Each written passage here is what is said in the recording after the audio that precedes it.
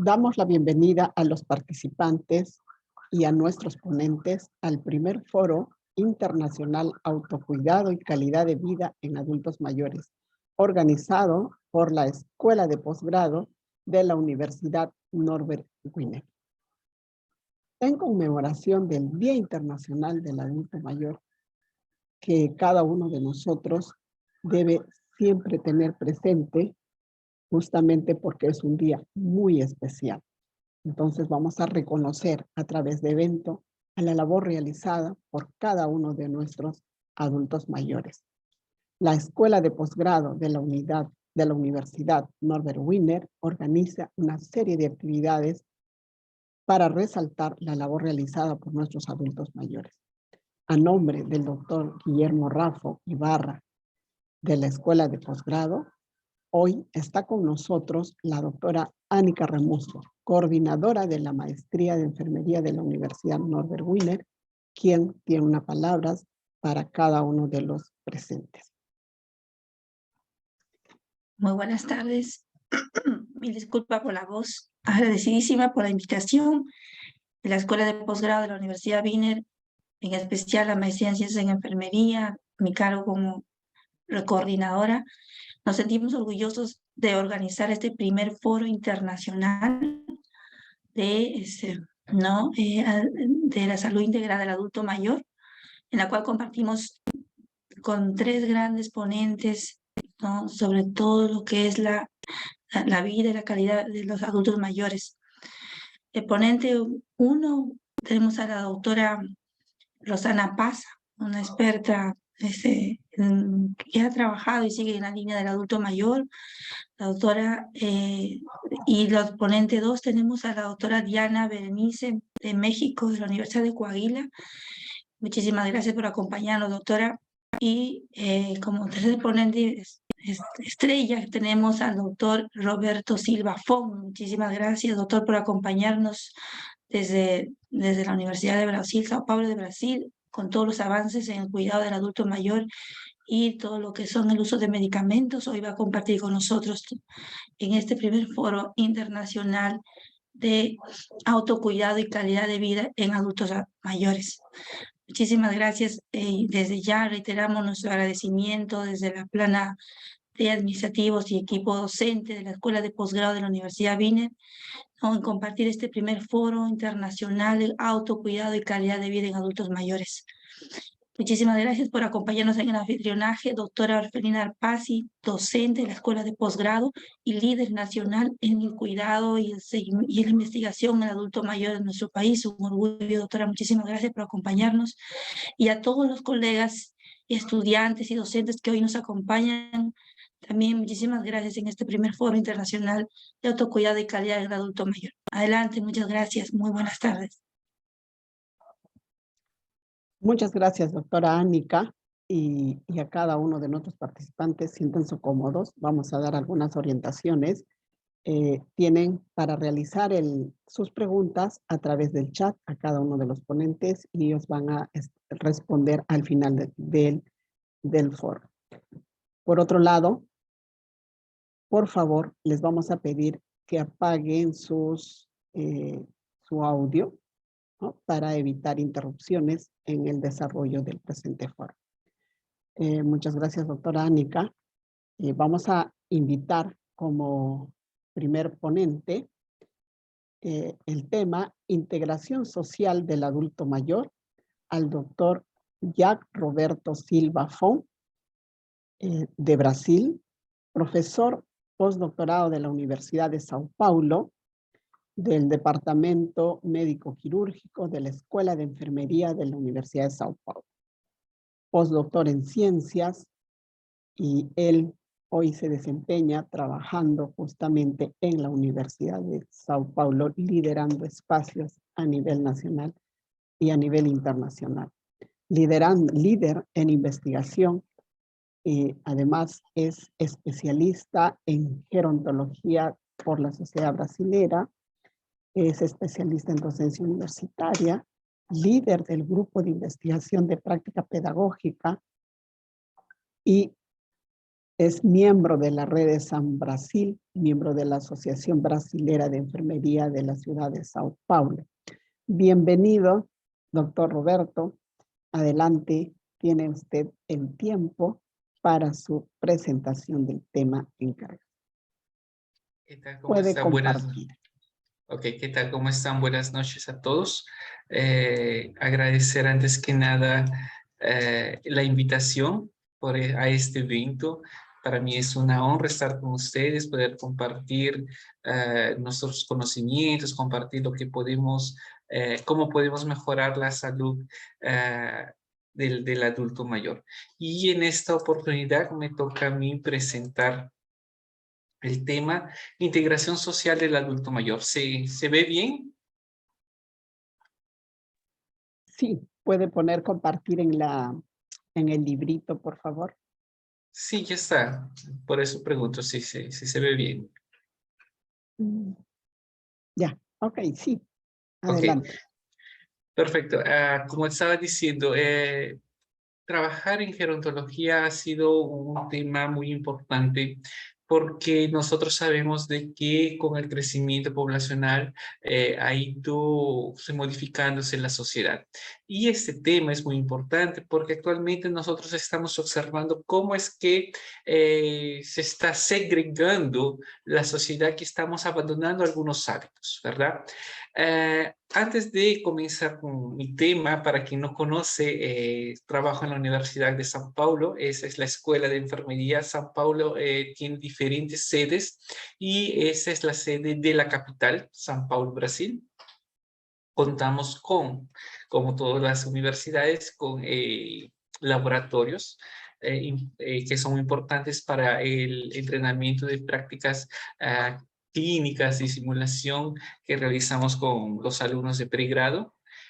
Nuestra universidad tiene 4 programas de posgrado. Pertenezco al programa PROESA, programa de posgraduación en enfermedad de salud y del adulto mayor, quien está actualmente considerado como un programa de nivel internacional. También nuestra unidad, nuestra escuela de enfermería tiene 3 residencias, ¿no? El cual una de ellas yo coordino, que es la residencia, programa de residencia en enfermería de salud del adulto y del adulto mayor.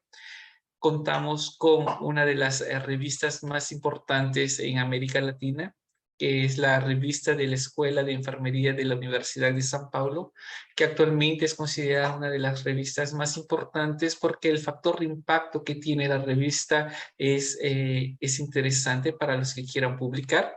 Y además contamos con el Centro Brasilero de Evidencia, de la práctica basada en la evidencia, que es el JBI, que es el primer centro de excelencia, un primer centro de América Latina que tiene ese nivel de excelencia en parcería con el hospital universitario. Ese es un poco para que ustedes puedan conocer el lugar donde trabajo, donde me desempeño y donde nuestros alumnos, tanto de pre como posgrados, se desenvuelven dentro de la enfermería y dentro de la investigación. Y es importante eso porque durante el transcurso del pregrado y del posgrado, especialmente el programa PROESA, nos podemos identificar de que la sociedad ha ido modificándose. Ustedes pueden ver este GIF, en el cual vemos cómo es que los cambios demográficos y epidemiológicos han hecho de que muchos países tengan una población mayor, una población de adultos mayores que superan el 10% de su población general, ¿no? Se dice Hola. de que... Hola, Doctor dime, ¿me Roberto, escuchas? no está pasando su presentación. Sí, doctor, se quedó en la En primera. que, a ver, ¿pasó? Podría poner en la parte inferior en el librito, porque tenemos la copita y el librito. En el librito, por favor. Ahí, Ahora sí, ahora sí. ahora sí. No hemos podido ver la escuela de A enfermería. ver, ahora, ¿consiguen ver?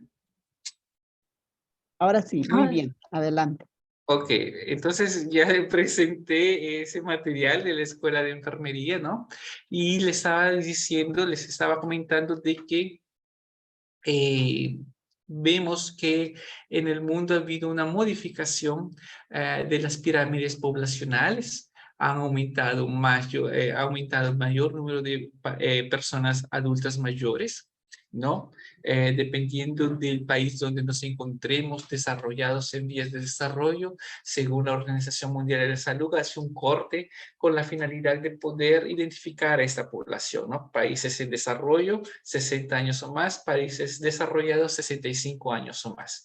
Y que se dice también de que una población está envejecida cuando más del 10% de su población general es considerada de adultos mayores. Entonces, podemos observar de que conforme van aumentando los años, América Latina se va modificando, ¿no? Uno de los países que para 2050 tendrá más del 30% de la población adulto mayor va a ser Chile. Aquí en Brasil podemos observar de que la expectativa de vida en los adultos mayores ha aumentado, ¿no? Desde la década del 50 a 2022, que actualmente nos encontramos, en que la expectativa de vida está aproximadamente 78 años, la media, claro, más en el sexo femenino que en el masculino. Y podemos observar cómo es que esta pirámide poblacional en Brasil ha ido modificándose. Y ese es un efecto que también se ha identificado en diferentes países de América Latina y en el mundo, ¿no? Ha aumentado el mayor número de adultos mayores, ha disminuido el grupo etario de los jóvenes, niños, jóvenes y adolescentes, ¿verdad? Entonces, es un momento para pensar qué es lo que estamos... ¿Qué nos está diciendo estas informaciones? ¿Será que estamos dando un mayor espacio a estos adultos mayores que actualmente participan de una sociedad? ¿Será que estamos actualmente pensando cómo se encuentra actualmente ese adulto mayor? ¿Será adecuadamente bien de salud? ¿Será que él está trabajando? ¿Será que tiene una integración social, una interacción social adecuada, etcétera? Entonces, para eso existen diferentes momentos en que como investigadores en el área de gerontología y la propia sociedad, momentos de repensar algunos conceptos, ¿no? Por ejemplo, ¿no? Sabemos que en la sociedad el hombre pierde su valor de trabajo cuando ya no es importante a la sociedad, es decir, cuando ya no produce, ¿no? Deja de ser importante para la sociedad. Y eso lo podemos observar conforme van pasando los años y vemos un mayor número de personas que están, que se jubilan. La sociedad les da la espalda, no los acude más, no los resguarda más. Eso lo vemos en todas las sociedades, porque vemos que las pensiones de esos adultos mayores son pocas, ¿no? Es bajo el salario que ellos reciben, no reciben el mismo salario, el mismo sueldo que cuando trabajaban. Actualmente, por los propios problemas políticos y económicos que pueden haber, estos adultos mayores se encuentran desamparados, ¿verdad?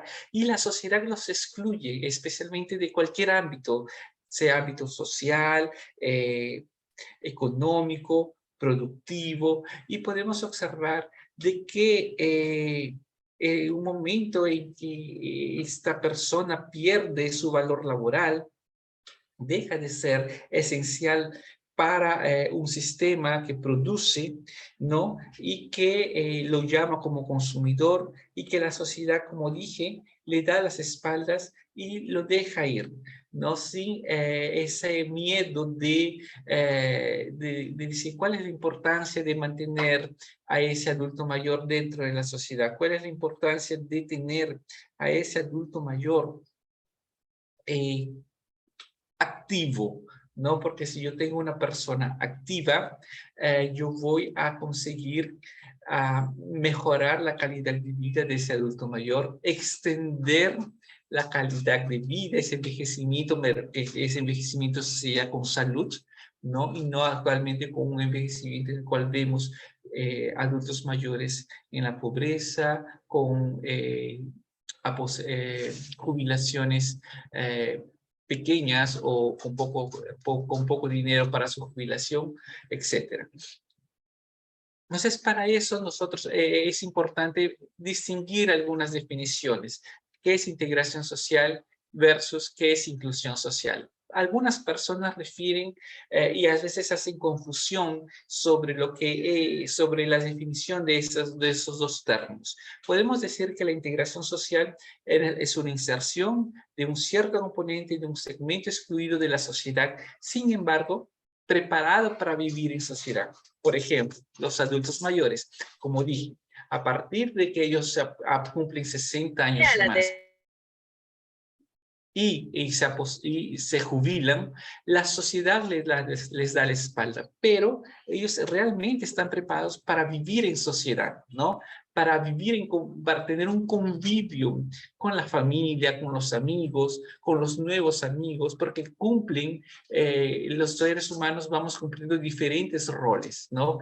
Desde que éramos niños, escolares, estudiantes universitarios o trabajadores jóvenes, trabajadores adultos, maduros, y llegamos a la jubilación. Y en esa jubilación tenemos un nuevo rol, diferente de cuando estábamos trabajando. Y esos adultos mayores están preparados para vivir en sociedad, pero que tal vez la sociedad no les está dando ese valor que debería tener. Ya la inclusión social es la modificación de la sociedad para atender e incluir a las personas con necesidades especiales en su desarrollo y en el ejercicio de su ciudadanía. Es por eso que no podemos decir que el adulto mayor tiene que ser incluido. No, ese adulto mayor tiene que ser integrado. Podemos decir que una persona tiene que ser incluida, por ejemplo, una persona que tiene una deficiencia física, que utiliza silla de ruedas. La sociedad debe incluir a esa persona. ¿Para qué? Para que se desenvuelva como un ciudadano, pero no al adulto mayor. Al adulto mayor lo tenemos que integrar a la sociedad dentro del nuevo rol que él está desenvolviendo. Entonces existen esos conceptos que en la antigüedad o algunos años atrás, tanto integración, inclusión como participación, que si bien cierto son conceptos diferentes, esos deben ir a la promoción y al bienestar de ese adulto mayor. Estos tres conceptos tienen un origen diferente, pero que en la mayoría de los casos están asociados. Estaban asociados al contexto social, pero que actualmente estos conceptos tienen una integración. No solo se limita al concepto escolar, sino que también se extiende, por ejemplo, a la alimentación, a la propia educación, habitación, donde ese adulto mayor está viviendo, a la asistencia médica, donde se está atendiendo ese adulto mayor, ¿verdad?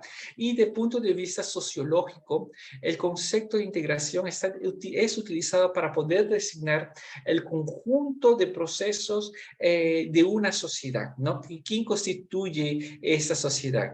¿No? Y a partir de la combinación de sus componentes, que pueden ser las personas, las organizaciones, las instituciones, con la finalidad de poder integrar a las personas. Autores refieren de que la inclusión, a pesar de que es un movimiento educacional, también es un movimiento social, es un movimiento político. ¿Por qué? Porque va a defender el derecho de todos los individuos a participar de una forma consciente, de una forma responsable, dentro de la sociedad en que ellos hacen parte, ¿no? Y lo más importante, a ser aceptados y respetados en aquello que se diferencia de las otras personas. Entonces, cuando hablamos de eso, podemos decir que ese adulto mayor tiene que estar integrado con la finalidad de poder participar activamente dentro de la sociedad. Pero aquí pensando, ¿será que ese adulto mayor actúa ¿Será que la sociedad le da ese beneficio a ese adulto mayor de actuar activamente dentro de la sociedad? Creo que es un momento de reflexión para pensar si ese adulto mayor que está en casa o ese adulto mayor que conozco, ese adulto mayor que hace parte de mi familia, está incluido dentro de la sociedad, está incluido dentro de las políticas públicas, está incluido dentro de una asistencia de salud. También es importante decir que en muchos casos la exclusión social significa fundamentalmente la desintegración social a diferentes niveles. Tenemos niveles económicos, sociales, culturales, ambientales, políticos, en los cuales muchas veces ese adulto mayor se encuentra excluido, ¿no? Como dice aquí, la exclusión va más allá de la privación económica. Y eso también se refleja mucho en, en el debilitamiento de los lazos familiares, los lazos sociales, porque ese adulto mayor no va a participar en la vida comunitaria, no va a participar en la comunidad. Y eso implica la desafiliación de ese adulto mayor en la sociedad y el no reconocimiento de su lugar en la sociedad. 50 años atrás nos podíamos observar el respeto que se tenía a ese adulto mayor, ¿no? Actualmente vemos de que nuestra sociedad los abandona. ¿Qué cambió en todo ese tiempo? Cambiaron las costumbres, cambiaron las familias, cambió la educación. ¿Qué cambió que hizo de que esos adultos mayores que con 50, 60 años atrás estaban incluidos, eran respetados, eran los portadores de saberes y que actualmente los estamos excluyendo en la sociedad? Podemos observar que ser adulto mayor significa la continuación de la lucha por derechos, ¿no? Porque se dice, yo tengo, a partir de hoy tengo 60 años, entonces ahora, ¿qué voy a hacer? Dar continuidad con mi trabajo, voy a vivir, voy a jubilarme. ¿Qué derechos ahora tengo? ¿Será que mantengo los mismos derechos de antes? ¿Tengo beneficios por ser adulto mayor? Tal vez aquí en Brasil, por ejemplo, aquí en São Paulo hubo una modificación de una ley en la cual antiguamente, hace 12 meses atrás aproximadamente, todas las personas con 60 años o más conseguían viajar, tenían gratuidad en el transporte público, sea ómnibus, tren, metro, etc.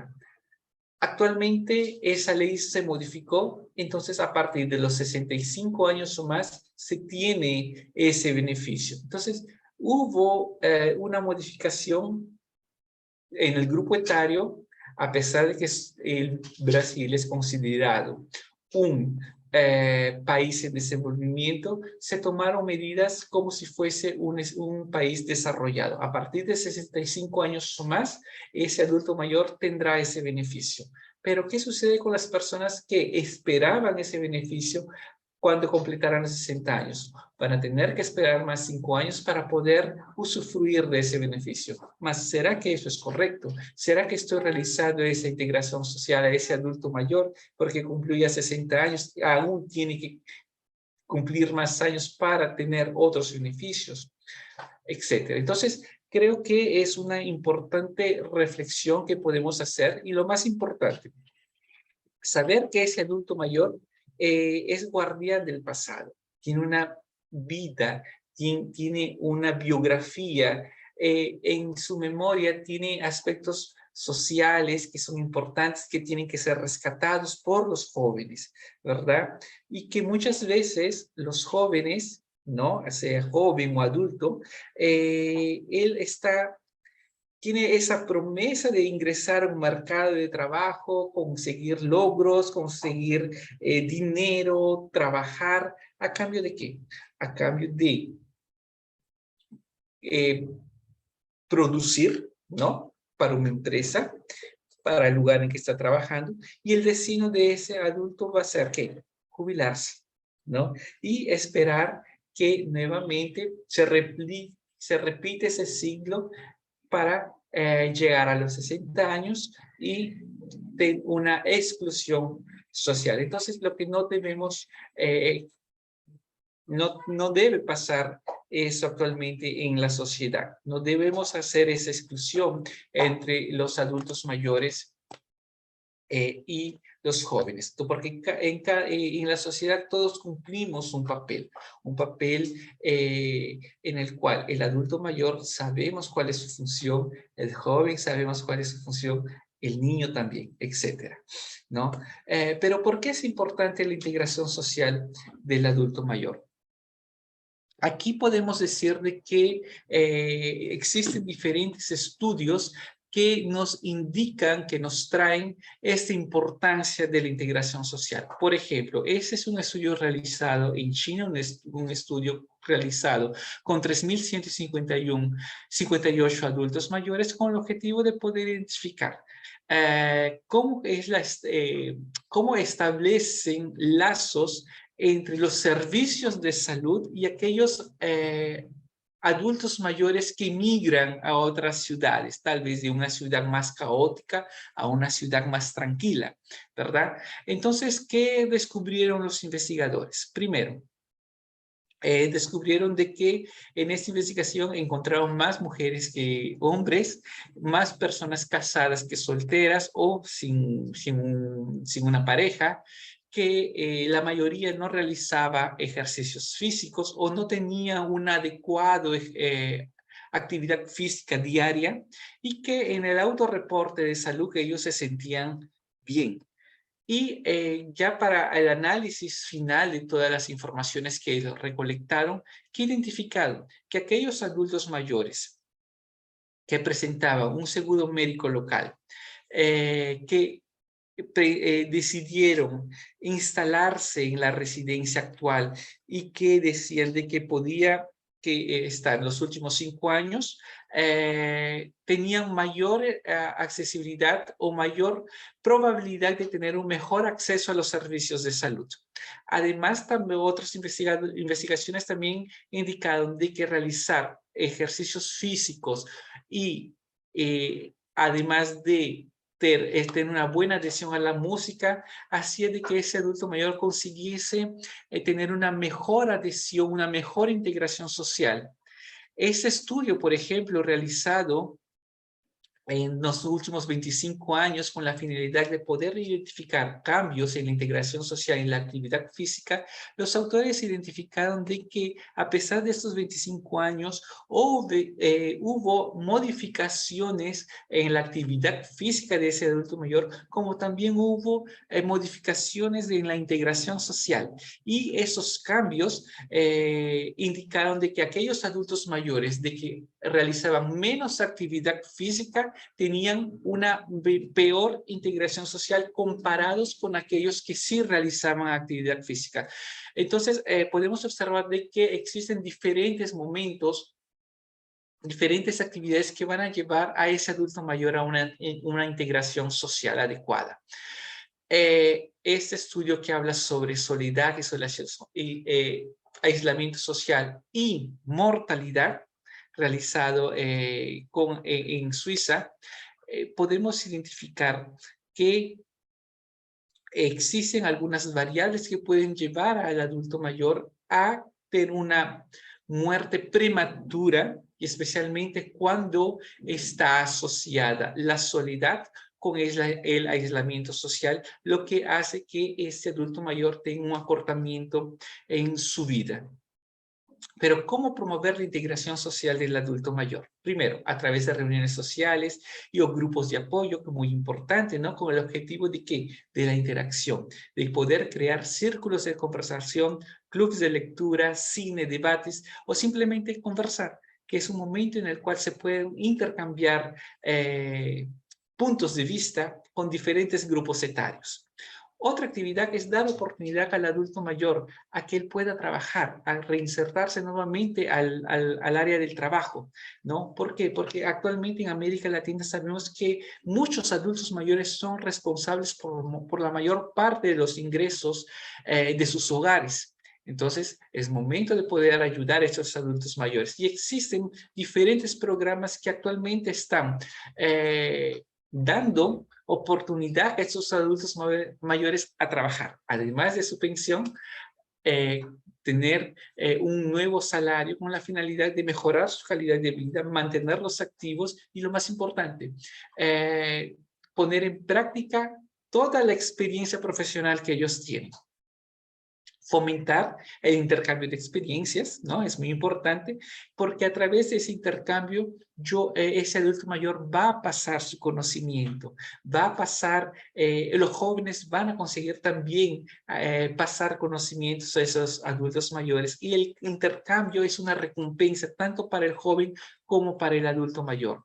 Compartir información con los adultos mayores, especialmente porque ellos tienen dificultades en algunos de los casos para poder utilizar las nuevas tecnologías, especialmente identificar blogs o sites con la finalidad de que puedan traer informaciones, noticias relevantes para la vida, el proceso de envejecimiento de ese grupo etario, además de que pueden direccionar importantes sites o websites para que ellos puedan reinsertarse nuevamente al área de trabajo. Luchar contra la discriminación por edad, ¿no? Aquí promover la integración de los adultos mayores no es imposible, pero se necesita el apoyo de las familias que tienen adultos mayores, la propia comunidad y la sociedad, ¿no? Es un proceso y actualmente nosotros estamos viviendo eso. El ageísmo, el edadismo o el etarismo, como lo quieran llamar, es realmente... vemos cómo es que estos adultos mayores están sufriendo esta discriminación. Y nosotros aquí en Brasil estamos desarrollando un trabajo de investigación sobre etarismo en estudiantes de enfermería y uno de los primeros pasos es hacer un Scopus Review. Y hemos realizado un Scopus Review con la finalidad de poder identificar actitudes y percepciones sobre envejecimiento y ageísmo en estudiantes de enfermería, con mis alumnos de pregrado, Natalia, y mis alumnos de posgrado, Alexandre, Eveline, Alice. Hemos desarrollado este Scopus Review que lo vamos a publicar con el objetivo de poder mapear conocimientos sobre actitudes y percepciones de los estudiantes de enfermería sobre el ageísmo. Hemos utilizado el referencial metodológico del JVI, realizamos las búsquedas de datos en diferentes bases de datos y también la literatura gris, ¿no? Con la finalidad de poder abarcar y mapear qué es lo que se ha publicado sobre esa temática. Y conseguimos identificar de 4.225 archivos, 34, fueron incluidos 34 estudios que hablaban sobre la temática. Y hemos identificado de que son pocos los instrumentos que evalúan esa percepción en esos estudiantes de enfermería, pero que en algunos estudios identifican actitudes positivas, actitudes negativas, y en algunos casos no tienen una conclusión en relación si es positivo o negativa la actitud que tiene el estudiante de enfermería sobre el adulto mayor. Entonces, es muy importante de que nosotros como enfermeros o como profesionales de la salud modifiquemos a partir de nuestra formación en el pregrado esas actitudes, porque dependiendo de la actitud que tiene ese profesional de enfermería o ese futuro profesional de salud, ese adulto mayor tendrá un mejor acceso, una mejor percepción de los servicios de salud para cuidar de la salud de él mismo. ¿Qué concluimos? Que la sociedad debe trabajar activamente para la integración social de ese adulto mayor. Es importante la creación de políticas públicas que celen por el bienestar de ese adulto mayor. Los profesionales de salud deben incentivar la integración social de ese adulto mayor con la finalidad de, ¿qué? De tener un envejecimiento saludable. Y para eso nos tenemos que estar preparados con esa década de envejecimiento, con los objetivos de desarrollo de la Organización Mundial de la Salud. Tenemos que enfocarnos en eso. ¿Para qué? Para un Doctor envejecimiento Roberto, saludable. le queda Y, 2 minutos. perfecto. Y lo más importante, investigadores de enfermeros, dar prioridad a los diferentes temas de salud, que especialmente que impacten, ¿no? De una forma positiva a la sociedad y especialmente a la vida del adulto mayor. Actualmente observamos de que muchas investigaciones están siendo realizadas, pero ¿cuál es el impacto? ¿Cuál es el retorno que le estamos dando a la sociedad? Y especialmente, ¿será que la forma como estamos publicando, la forma como estamos investigando, es las personas que no tienen ese conocimiento de una investigación o de interpretar un resultado, están consiguiendo entender lo que estamos diciendo? ¿Será de que nuestras investigaciones están llegando hacia las personas adecuadas para poder identificar factores relacionados, etcétera, sobre un envejecimiento saludable? Entonces es importante poder dar esa devolutiva a la sociedad de una forma creativa, que ellos puedan entender con la finalidad de mejorar su salud y especialmente, como dije, que promover ese envejecimiento saludable. Muchas gracias por su atención y estoy a las órdenes para cualquier pregunta. Muchas gracias, doctor Roberto. Es una alegría contar con tan linda experiencia y una satisfacción conocer pues la realidad de la población adulta mayor, especialmente en el tema de integración. A través del chat se ha dado la opción de lanzar las preguntas después de haber terminado esta valiosa presentación. Esperamos las preguntas. Al finalizar las ponencias, doctor Roberto, vamos a responder las preguntas y le pedimos por favor que direccionen, ¿no?, las preguntas a los ponentes. Y cabe recalcar también que el doctor Roberto Font, que hoy se desempeña como docente en la Escuela de Enfermería en Sao Paulo, es peruano. Entonces es un orgullo nacional. Muchas gracias, doctor Roberto. Esperamos hacia las preguntas al finalizar las 3 ponencias. Damos pase seguidamente con el tema autocuidado y el uso de los medicamentos en adultos mayores a la doctora Diana Berenice Cortés Montelongo. Ella es profesor de tiempo completo de la Facultad de Enfermería Universidad Autónoma de Coahuila, México, docente por el CONCE, responsable del cuerpo académico Cuidado para el Envejecimiento Activo y Saludable y miembro del Colegio de Enfermeros de Coahuila. Adelante, doctora Diana, el tiempo es suyo. Doctora Diana. Hola, muy buenas tardes. Sí, estoy compartiendo pantalla. Buenas tardes, ¿sí? ¿Ya se ve? Sí. Hola, sí muy se buenas ve. tardes y saludos a Buenas todos. tardes. De igual forma, doctora, en la parte inferior tenemos el librito. Le ¿Me pido, por favor. confirma si se puede ver, por favor? Sí, sí se ve. Excelente. Adelante. Ok, bueno, pues muy buenas tardes. Yo soy Diana Berenice Cortés Montelongo y pues bueno, soy doctora en Ciencias de Enfermería y trabajo en la Universidad Autónoma de Coahuila. Coahuila se ubica al norte de México, con frontera con Estados Unidos, entonces estamos un poquito más arriba de lo que se cree. Entonces vamos a compartir o les voy a compartir un poquito de lo que es la medicación segura en el adulto mayor y compartiendo también un poquito sobre cómo también empoderar y fortalecer ese autocuidado con la persona adulta mayor y su entorno y los cuidadores. Y bueno, esta es mi facultad, la Facultad de Enfermería Dr. Santiago Valdés Galindo. Aquí se encuentra el programa de Maestría en Enfermería con acentuación en la atención del adulto mayor, el cual es un programa que se encuentra en el Padrón Nacional de investigadores de programas de calidad a nivel nacional, a nivel México, y también estamos participando dentro del cuerpo académico Cuidado para el Envejecimiento Activo y Saludable, en donde somos 8 investigadores que participamos dentro del Sistema Nacional de Investigadores con la temática de atención integral hacia el adulto mayor y conductas en salud y educación. Entonces, bueno, pues esto es un poquito de lo que trabajamos en el programa.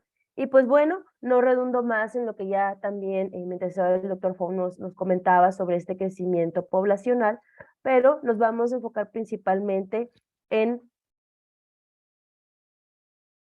este grupo poblacional específico. Bueno, tiene un consumo elevado de medicamentos, y pues esto se debe a que podamos ver ese envejecimiento con aumento de patologías crónico-degenerativas, por ejemplo, las más prevalentes, como es la diabetes y la hipertensión arterial en alguno de los casos. Y esto es porque enfrentan en su mayoría condiciones o situaciones de salud que requieren un tratamiento continuo. Sin embargo, este alto consumo de medicamentos, pues obviamente nos trae como consecuencia en cascada que puede ser susceptible a reacciones adversas. Por otra parte, el autocuidado es considerado como una conducta que pues tiene que ver mucho con la misma persona, su entorno, y de regular de alguna manera algunos de los factores que puedan estar afectando en su mismo desarrollo o función en beneficio de su salud y bienestar. En ese sentido, el autocuidado es de gran importancia para tanto para el profesional de la salud como la misma persona adulta mayor, porque va a ser capaz de tomar decisiones, controlar su propia vida o asegurarse de tener un buen estado de salud. En ese sentido, esa relación tanto profesional de enfermería como adulto mayor para poder alcanzar ese autocuidado, pues se trata de fortalecer y potencializar esa autonomía y responsabilidad que tiene la misma persona y el profesional de salud para lograr un envejecimiento pleno y saludable. En cuanto a la administración de medicamentos, podemos encontrar una situación de administración de medicamentos de forma errónea, la cual puede causar prejuicios a la salud y sobre todo que van relacionados por factores como incompatibilidad farmacológica o reacciones indeseadas o interacciones farmacológicas que pues se va a ver involucrada la salud de la persona. Entre los principales errores de medicación que podemos observar y que podemos tener como profesionales de la salud es el error en la prescripción, ¿sí? Utilizar medicamentos no necesarios para poder mejorar su salud. Error de omisión, ya sea por la omisión también de medicamentos necesarios o la omisión al momento de consumir el medicamento en el horario establecido o estipulado. Error de tiempo y horario, no llevar la posología correcta y los horarios correctamente establecidos para llevar el tratamiento específico. El error de medicación autorizado, generalmente observamos una alta prevalencia en la polifarmacia, pero también en la automedicación. ¿Sí? Error de dosificación, error en la preparación de los medicamentos, error de medicaciones vencidas. Esto lo hemos observado mucho en la población adulta mayor porque guardan los medicamentos o guardan en algún lugar seguro para ellos los medicamentos, pero no hay un chequeo frecuente de medicamentos. Además, también el tipo de embalaje donde se encuentran los medicamentos, hemos observado que son letras pequeñas, que son de difícil acceso para poder revisar este dato que es la fecha de caducidad. Error de monitorización, no se cuenta a lo mejor con una vigilancia por parte de un cuidador, por parte de un profesional de la salud de primer nivel. Entonces, error en la monitorización en cuanto a la administración de medicamentos y error de adhesión. No seguimos un tratamiento correcto y adecuado como es indicado. En ese sentido, en la parte hospitalaria tenemos las acciones esenciales para seguridad del paciente y contamos con la tercera, que es la seguridad en los procesos de medicación. Esta acción esencial lo que nos indica es de fortalecer todas esas acciones como profesionales de la salud, y no solamente hablo profesionales de enfermería, sino médicos, farmacólogos, todos los profesionales que estamos involucrados en este proceso de salud, pues tengamos que fortalecer esas acciones para la prescripción, transcripción, dispensación y administración de los medicamentos, precisamente para evitar daños a los pacientes. En la parte hospitalaria, la vigilancia va en función de etiquetar los colores respetando áreas. Los medicamentos de alto riesgo que podemos identificar son las insulinas, anticoagulantes, algunos tipos de quimioterapias, electrolitos, heparinas, y en cuanto a electrolitos concentrados, que debe de tener una alta vigilancia y etiquetado específico como medicamentos de alto riesgo, pues es el cloruro de potasio, el fosfato de potasio, el cloruro de sodio, el sulfato de magnesio, el bicarbonato de sodio y el gluconato de calcio. Algunos de los principales factores que podemos nosotros identificar para errores de la medicación, uno es la falta de capacitación de medicamentos de alto riesgo para poderlos identificar y poderlos administrar. La alta demanda de cuidados que requieren algunos de los servicios y la baja disponibilidad de profesionales de la salud para atenderlos, sobre todo por el indicador enfermera cama, por ejemplo. Y sobre todo porque no hay estándares o no tenemos programas establecidos para poder llevar a cabo la seguridad en cuanto a la medicación. Y algunas recomendaciones que nos comenta esta parte de las acciones esenciales son los electrolitos concentrados que deben diluirse, poner e indicar en el medicamento, en nuestro carro específico de medicamentos de alto riesgo o carro rojo o carro azul. Nosotros debemos de identificar el debe diluirse.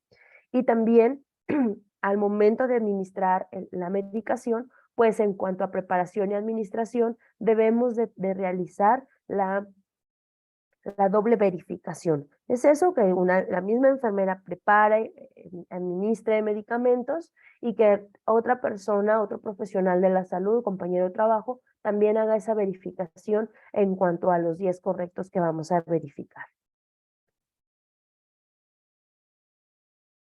En cuanto a la receta médica, actualmente, por ejemplo, en México la CONAMED ha tenido altas prevalencias en reportes sobre la mala medicación y va en función y parte desde cómo se imparte la receta médica. En ese sentido, marca estas recomendaciones que son de vital importancia, y sobre todo porque también ya hay una ley que establece que los profesionales de la salud, al menos el profesional de enfermería, puede medicar si se encuentra a una distancia retirada de 30 kilómetros a la redonda de un lugar donde pueda brindar una atención. En ese sentido, bueno, la receta médica debe de contener los mínimos datos que aquí menciono. El impreso del lugar que lo está compartiendo, que lo está emitiendo, el nombre, sello y domicilio de ese establecimiento. Se debe de tener el nombre completo y de la cédula profesional y la firma autógrafa de quien prescribe. No se aceptan sellos, no se aceptan símiles, no se aceptan otro tipo de formas de poderse identificar, más que el nombre completo y la cédula profesional y firma autógrafa. La fecha de elaboración que sea clara, el nombre completo del paciente y su fecha de nacimiento para evitar errores en la identificación del paciente, el nombre genérico del medicamento, la dosis y presentación, frecuencia y vía de administración. Aquí en frecuencia y vía de administración hay que ser muy específicos, ya que generalmente podemos utilizar abreviaturas que hay que evitar. Por ejemplo, podemos intramuscular, IM, y pues la persona pues va a desconocer qué significa el IM, entonces hay que poner de forma completa intramuscular.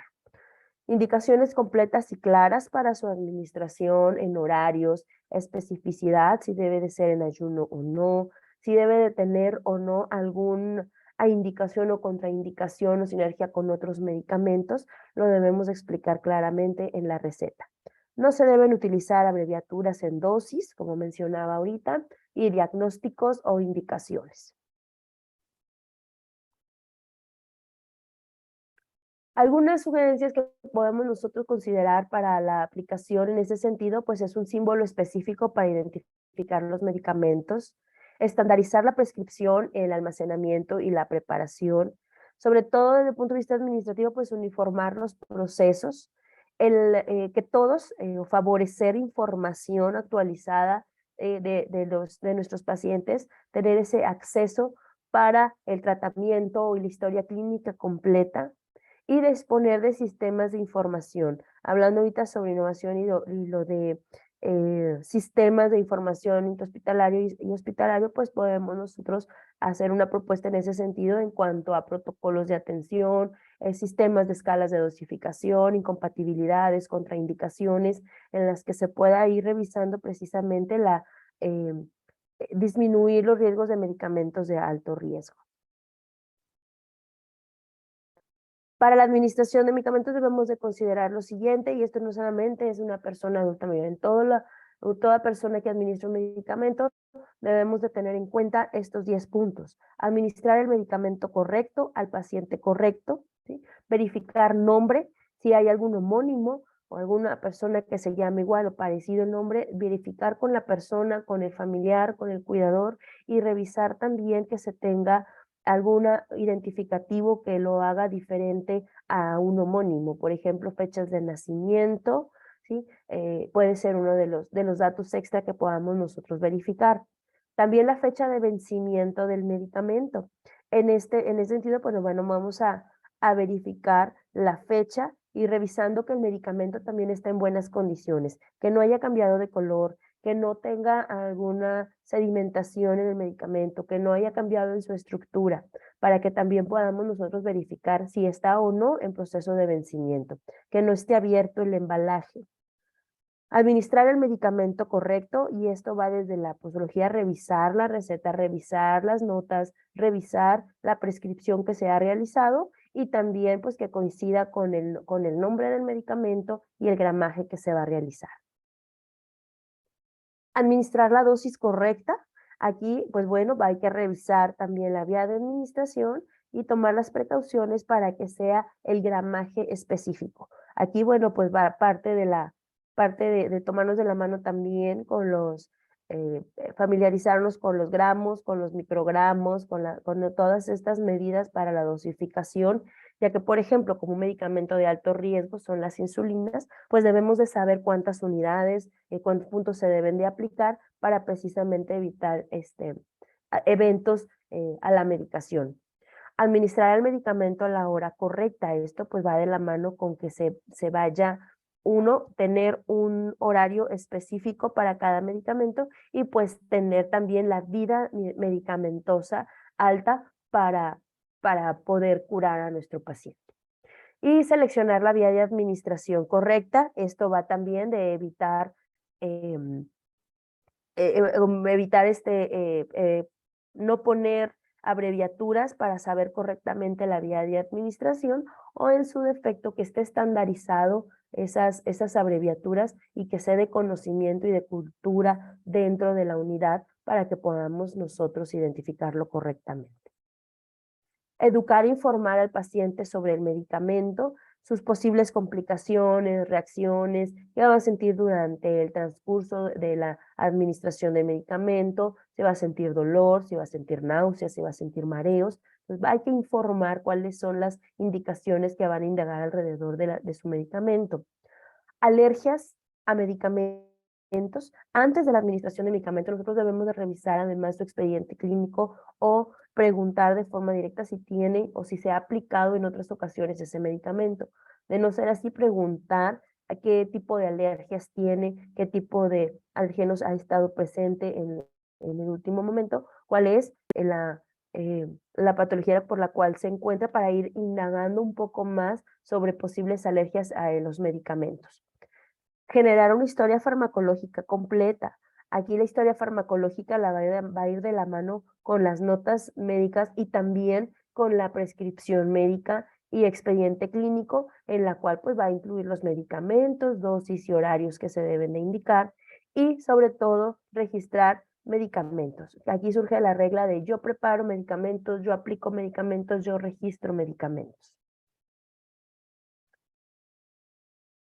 Eso es en cuanto a la seguridad en la aplicación de medicamentos, pero haciendo una revisión y una búsqueda en los diagnósticos de enfermería en relación a la protección en la medicación, encontramos estos diagnósticos reales que nos pueden ayudar nosotros a identificar el cómo mejorar la medicación en la persona adulta mayor. La gestión ineficaz de la salud, evitar incontinencia fecal, el insomnio, la confusión aguda y el deterioro de la movilidad en la cama. También el riesgo de presión arterial inestable al momento de aplicar medicamentos antihipertensivos, el riesgo de caídas, el riesgo de deterioro de la integridad cutánea, el riesgo de deterioro de la función hepática y el riesgo de nivel de glucemia inestable. Cada uno, bueno, pues de los diagnósticos es importante revisar para que cuando nosotros aplicamos un medicamento, pues estemos atentos a ese diagnóstico que debemos de realizar al momento de realizar la intervención. También encontramos los riesgos de lesión corneal, resequedad de mucosa oral, úlceras por presión, intoxicación e incumplimiento del tratamiento, que aunque sea este último ya no se encuentra vigente en ANDA de la última edición, pero bueno, es parte importante el incumplimiento del tratamiento, ya que de eso nos apegamos mucho a la adherencia al tratamiento. En cuanto a las intervenciones que podemos revisar para la protección de la medicación, pues está la administración de analgésicos, tipos de analgésicos, las diferentes tipos de administración de medicamentos y vías de administración de medicamentos con la especificación para poder llevar a cabo esa administración de la medicación. Y pues encontramos la administración enteral, inhalatoria, interpleural, intradérmica, intraespinal, intramuscular, intraósea, intravenosa, nasal, oftálmica, oral y óptica. Y en cuanto a los objetivos, encontramos estos dos que van de la mano en ese proceso de medicación, que es la conducta del... Doctora Diana, Sí. me quedan 2 minutos. Ok, entonces menciono lo de los objetivos y bueno, me voy a adelantar demasiado para ver realmente las acciones, ¿sí? Muchas de las acciones que nosotros debemos de considerar son las siguientes. Como profesionales de la salud y para realizar el autocuidado en el adulto mayor. Minimizar la confusión de los pacientes, ¿sí? Evitar hablar con tecnicismos y evitar estar en consideraciones especiales para que no tengamos información falsa al momento de nosotros brindar una medicación. Tenemos herramientas como es el uso de la adecuación a la medicación para evitar polifarmacia y evitar sinergia con otros medicamentos. Este es un índice de adecuación de tratamientos. También es aplicar los criterios de VERS o criterios de STOP y STAR para de forma explícita describir el listado de medicamentos apropiados y que son utilizados y seguros para las personas mayores. Evitar y reducir el riesgo de caídas, ¿sí? Evitar los anticolinérgicos y estar al pendiente y explicar que debemos de evitar cuando observemos la rubefacción, que se ponga de color muy rojo y que haya hipertermia, que haya resequedad en boca, que haya visión borrosa o delirio, pues que es un punto de atención y de riesgo para brindar una atención de emergencia. Los antipsicóticos relacionados a demencia, pues tratarlos nosotros, por ejemplo, en el caso del insomnio, evitar ir directamente a una medicación, sino poder tratar, por ejemplo, con alternativas, ¿sí? Como la higiene del sueño o cuestiones también conductuales que nos puedan ayudar un poco a disminuir la medicación. El consumo de anticoagulantes que sea bien especificado por el tipo de patología que tiene la persona. Por ejemplo, hay estudios que indican warfarina a bajas dosis que hacen el efecto que debe de tener al momento de administrarlo. Y también, pues, medicamentos de venta sin prescripción. Aquí es un trabajo en equipo con médico, farmaciólogo y enfermera en el que medicamentos específicos, explicar cuál es la intención de la compra, por qué se ha hecho la compra. Muchas veces se hace por recomendación de personas no expertas. Entonces, pues también como parte del profesional de la salud de farmacia, pues explicar y ver todas las contraindicaciones que tiene y qué posibles acciones pueden realizar, o generar también acciones en las que pueda limitar la libre venta de ciertos medicamentos. En cuanto a embalajes y homógrafos y homófonos, en cuanto a los embalajes, revisar que estos embalajes abran correctamente, que si se tiene a un infante cerca, bueno, pues ponerlos en un lugar lejano, pero también revisar, y esto, bueno, es algo de las conclusiones que encontramos en uno de los estudios que estábamos realizando, es pues el tipo de letra que se está utilizando, también que nos ayuden en el tamaño de letra, en la verificación exacta, que los indicadores de nombre de medicamento, dosis y la caducidad esté de forma visible y de fácil acceso para todos. Los homógrafos y homófonos, explicar correctamente, podemos tener personas con algunas deficiencias auditivas, explicar y escribir correctamente el nombre del medicamento, hablarlo de manera correcta, asegurarse que la persona lo identifica de forma correcta. Y pues bueno, ya para concluir está esta lista en la que nos indica esas directrices que debemos nosotros considerar para la medicación, que está desde evaluar y definir claramente el problema del paciente para evitar una extra indicación medicamentosa, objetivos viables, expectativas y calidad de vida, ¿sí?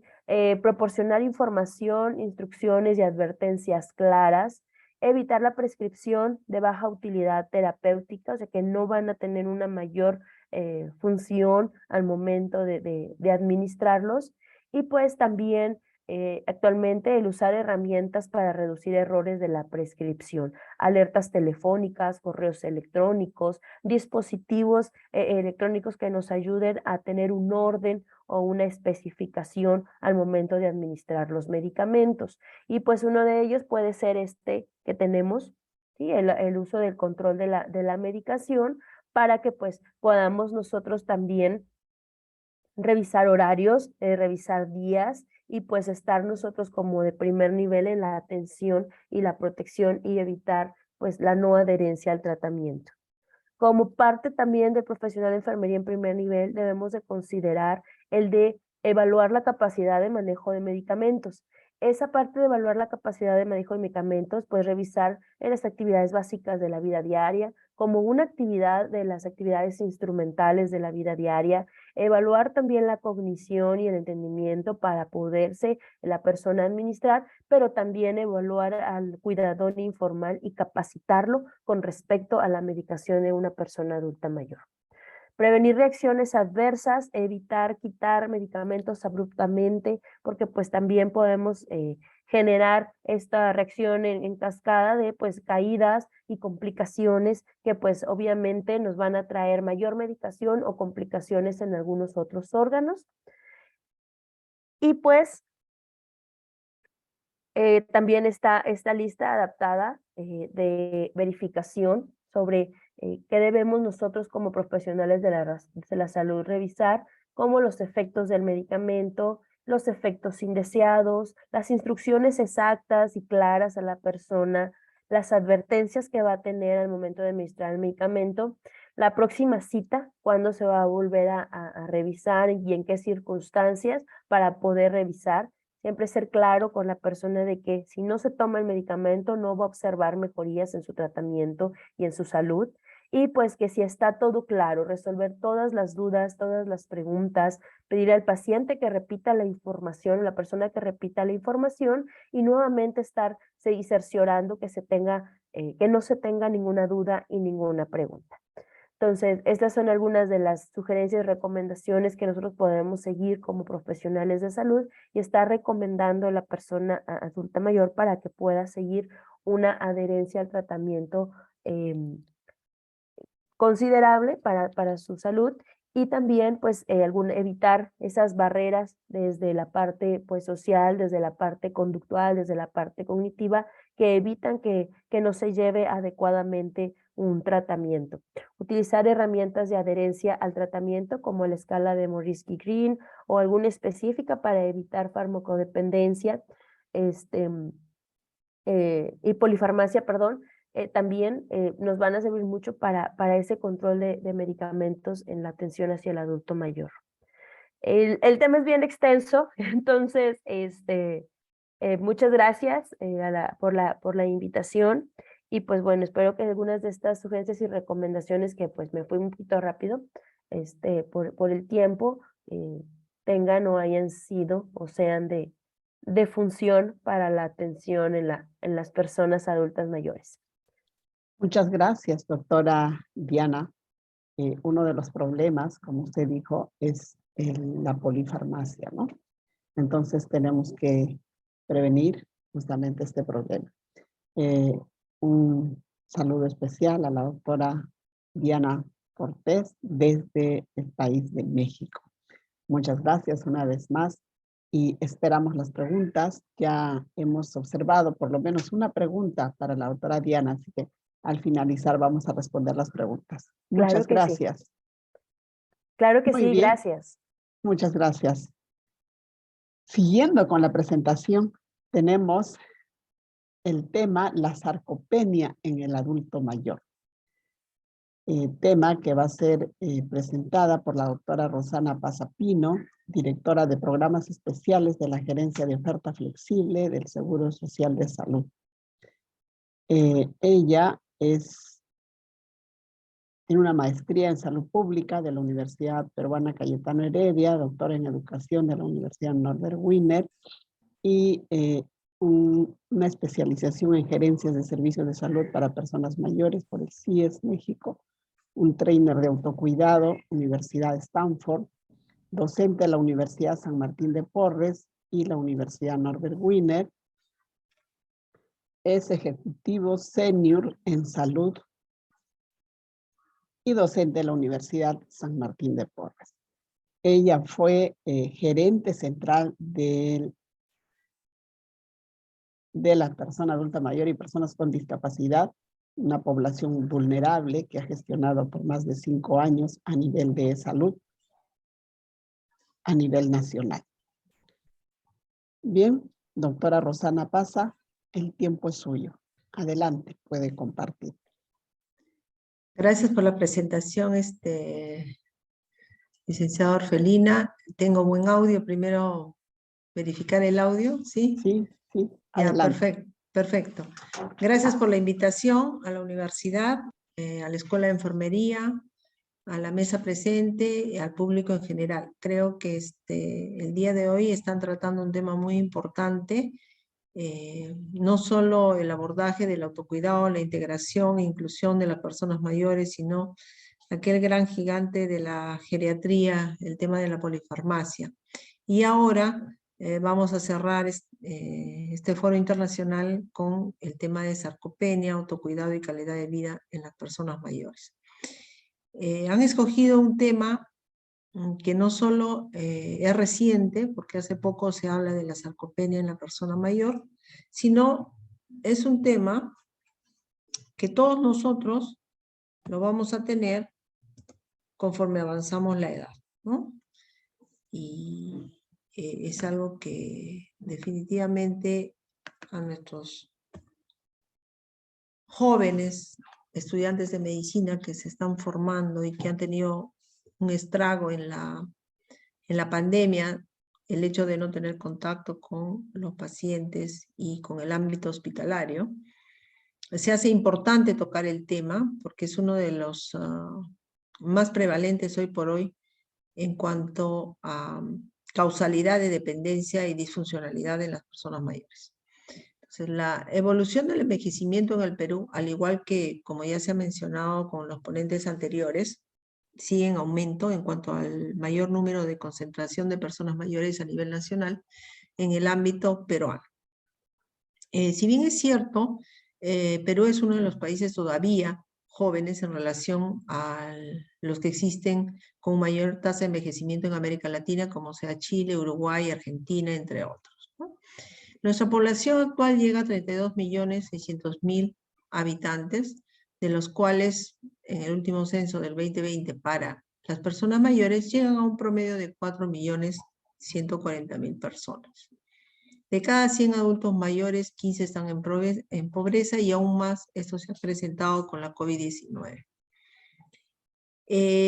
También destacar que aquellos adultos mayores y sus familias que antes de la pandemia estaban en el borderline de la pobreza, es decir, tenían algunos factores protectores, hoy por hoy han pasado al sector eminentemente pobre. ¿Y por qué hago un hincapié, hago resaltar el tema de la pobreza? Porque la pobreza se vincula a una mayor carencia, mejor dicho, hay una relación directa de las carencias, no solo la cobertura de servicios de salud, sino también la cobertura nutricional, la cobertura previsional y la cobertura de necesidades de las personas mayores, y dentro de ellas, evidentemente, el impacto que nos trae la sarcopenia, ¿no? También mencionar que un 37% de personas mayores reciben pensión de jubilación, la cual es muy precaria. No todos están dentro de lo que es el seguro social. Existe el SIS y el seguro social a nivel peruano. Son dos sistemas que tratan de coberturar al 100% de personas mayores. El sistema integrado de seguro social, que no solo aborda a las personas mayores que son asegurados o han tenido un vínculo laboral, un vínculo de trabajo, sino también a un grupo pequeño del sector agrario. ¿Por qué hago también esta distinción entre las personas mayores que cuentan con un tipo de seguro social? Porque la cobertura es mínima y hoy por hoy las coberturas están muy deleterias en relación a las necesidades. El sistema también peruano se caracteriza por ser un sistema fragmentado. Y este sistema fragmentado no tiene una organización nacional, como un comando nacional, donde la organización de los servicios esté vinculada necesariamente a todas las necesidades de acuerdo a la trayectoria de funcionalidad que tengan las personas mayores. No es así. Todavía en Perú no tenemos cobertura, por ejemplo, para cuidados de largo plazo. Todavía no existe una cobertura para lo que es la dependencia. Tenemos cobertura para lo que es autovalencia, para lo que es eventos hospitalarios, pero no tenemos para estas nuevas necesidades, ¿no? Y eso es lo que hace encarecer los servicios sanitarios, toda vez de que es galopante el crecimiento de la dependencia de las personas mayores. Y hablamos de dependencia, hablamos de falta o el resquebrajamiento de la funcionalidad de las personas mayores, poca cobertura, pobreza, y todos estos elementos. ¿Por qué? Porque todos estos elementos inciden de manera importante y coadyuvan, se unen, se vinculan, interactúan con la sarcopenia. Si bien es cierto, la sarcopenia es una entidad clínica, tiene un contexto social y tiene una necesidad, tiene una consecuencia social, una necesidad social. Entonces, la sarcopenia hay que contextualizarla de esa manera. En el mundo de la geriatría y en el mundo del manejo de la persona mayor, tiene que contextualizarse las enfermedades, hoy por hoy llamadas condiciones crónicas, justamente por eso. Porque el abordaje tiene que ser integral, donde la parte social, la parte económica, la parte nutricional, entre otros, intervienen. Tenemos que desde aquí, a nuestros jóvenes que se están formando como futuros médicos, hablarles e introducirles el tema de la integralidad y del manejo interdisciplinario. La persona mayor tiene que ser contextualizada de esta forma para poder entender y para poder comprender los diferentes abordajes que se dan cuando el adulto mayor sufre una enfermedad y que tiene como consecuencia problemas sociales. Es lo que yo le llamo, y a todos los chicos de pregrado y posgrado en la Facultad de Medicina, les digo, desmedicalicemos los servicios de salud. El momento en que entendamos que hoy por hoy el médico ya no cura, sino cuida, es por eso que toma enfermería un rol protagónico, porque son ellas las que van a brindar el cuidado. Y son ellas las que son las aliadas de las otras disciplinas. Y hay que entenderlo así. Desmedicalizar los servicios significa que se integran a otras aristas, a otros puntos de vista que tienen que interactuar para que el adulto mayor o la persona mayor tenga un abordaje adecuado. Entonces, cuando nosotros envejecemos, tenemos que entender que hay un envejecimiento natural, de un envejecimiento patológico. Entonces, no todo envejecimiento es por ello que acaba en dependencia y no todo envejecimiento va a ser patológico. Todo envejecimiento se va a tornar patológico si es que nosotros no accionamos en su debido momento de manera preventiva.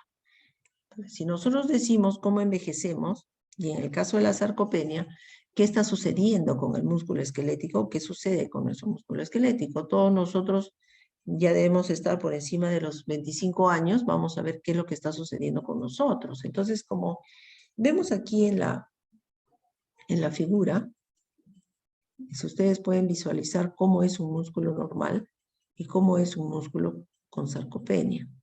Un músculo con sarcopenia ya tiene infiltración grasa, ha perdido ya miofibrillas, aparece también un aumento de tejido conectivo o tejido conjuntivo, a diferencia de un músculo joven. O sea, esto es inevitable. Este proceso es inevitable.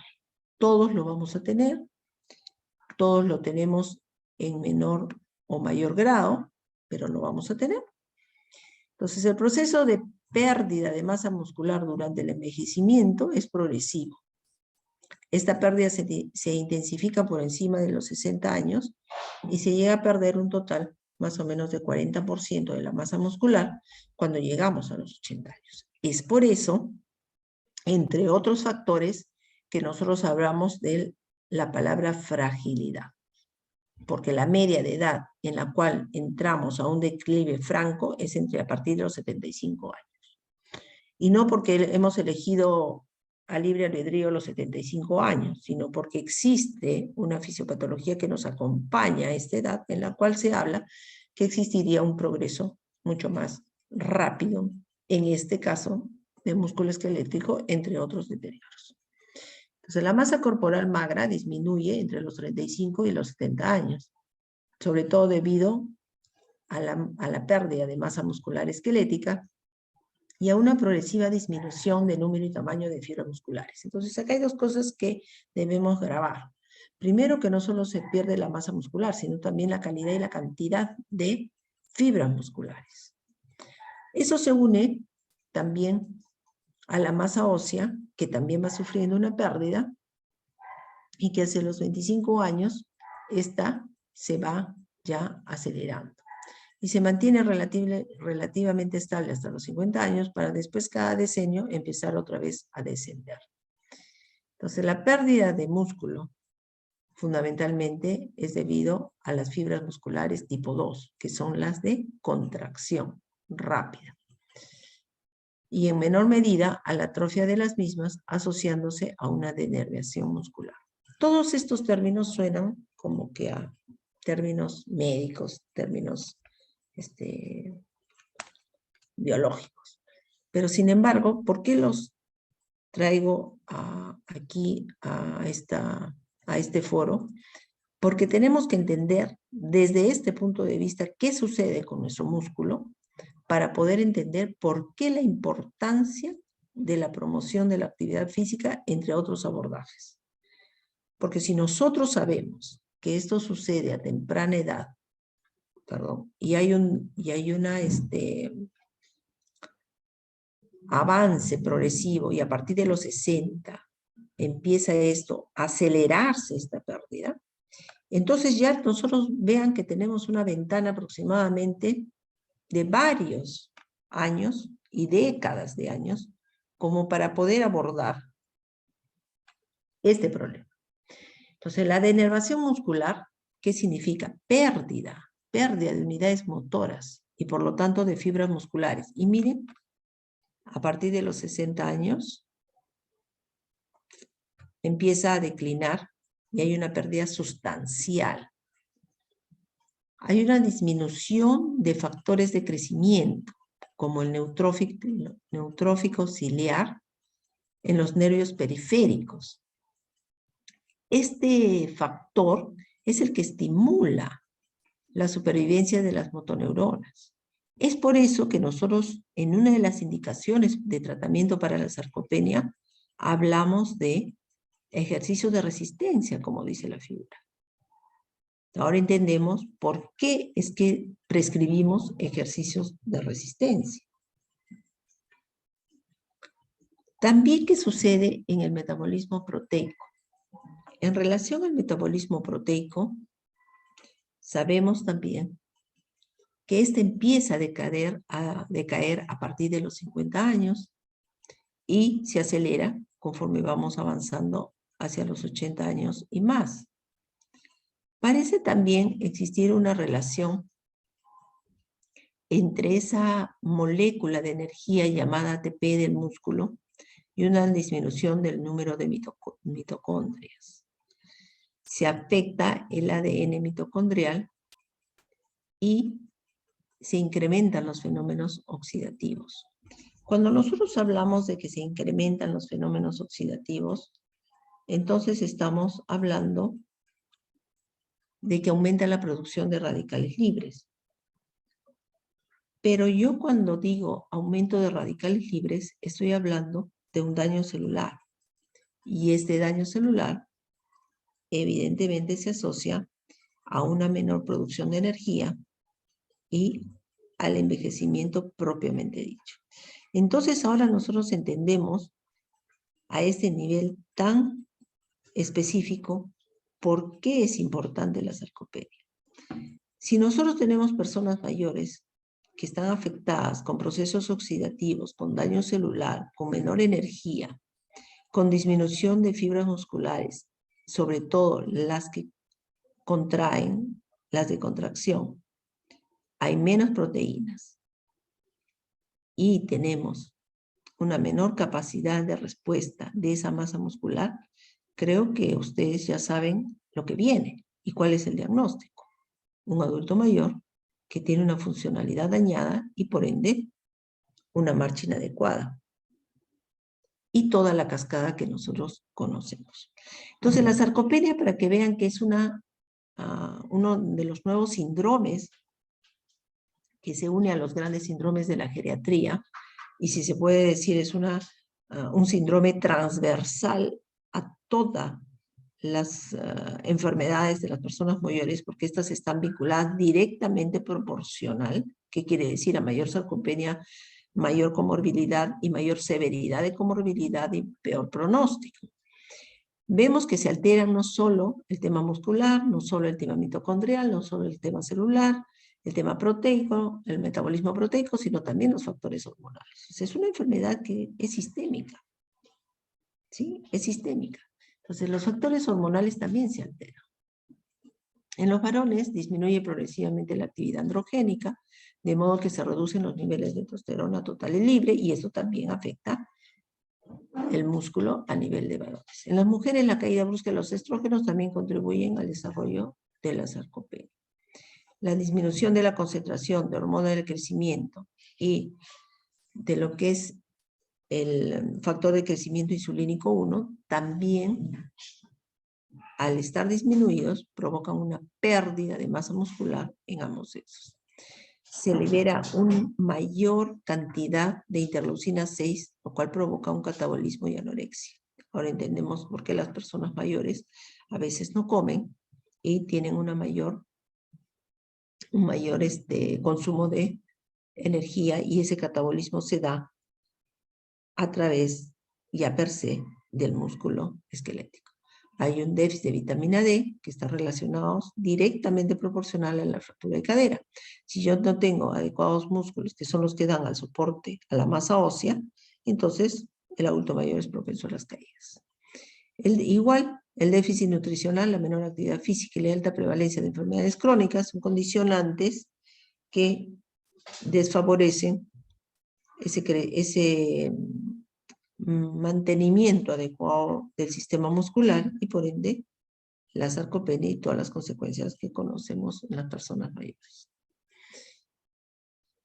Al reducirse la síntesis de proteínas en los músculos, entonces también tenemos que 1 de cada 3 personas mayores están en riesgo de sarcopenia. O sea, si bien es cierto, hasta hace unos aproximadamente 10 años que empezó a hablarse de sarcopenia, las prevalencias en Europa y en América Latina variaban, ¿no? Hoy por hoy no tenemos estudios en todos los países que abarquen amplias poblaciones para que nos digan una media, un estándar de prevalencia. Eso va a depender de cada país y sobre todo del método con el cual se ha realizado el diagnóstico de sarcopenia.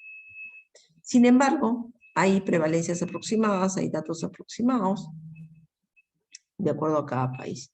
La sarcopenia se define como un síndrome caracterizado por la pérdida de masa muscular progresiva y generalizada, con pérdida de la calidad y de la fuerza muscular esquelética, que se acompaña a un aumento de riesgo de discapacidad física y reducción de calidad de vida.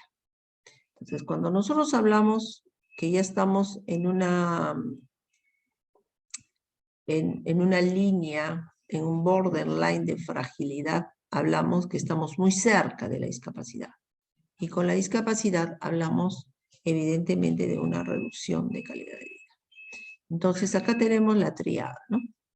Baja fuerza muscular, baja calidad y cantidad muscular. O sea, no solo estamos hablando de la baja calidad de músculo, sino también de la cantidad de músculo. Y por ende, la baja fuerza muscular.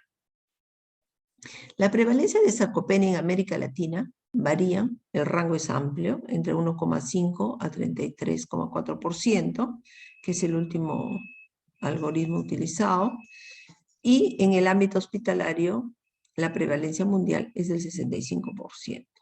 Si hablamos de una prevalencia que puede existir en comunidad, la persona mayor que aún está en comunidad, y la prevalencia en el ámbito hospitalario. Entonces, una de las principales causas de desnutrición en la persona mayor es el ámbito hospitalario, igual, bordea el 60% de prevalencia. ¿Por qué se habla de que la sarcopenia sería prevalente en el ámbito hospitalario? En un 60% es elevado el porcentaje. Porque en el ámbito hospitalario, la inmovilización es una de las causas también del deterioro del músculo esquelético, asociado a un factor nutricional. Entonces, por eso es que este porcentaje es altísimo. La sarcopenia en el Perú. La sarcopenia en el Perú también se han hecho estudios. Estos estudios no han sido a gran escala, pero nos dan indicios de que las prevalencias estarían altas, también acorde a otros países como en América Latina. Tenemos una prevalencia de 17,6% en personas mayores sanos en comunidad y en el ámbito hospitalario 73%, ¿no? Es alto. La fuerza de prensión, por ejemplo, aquí en este estudio, que fue medida en 82 adultos mayores, cuya edad media era 83 años, según la escala de fragilidad de Edmonton, estos adultos mayores tuvieron fuerza de prensión disminuida.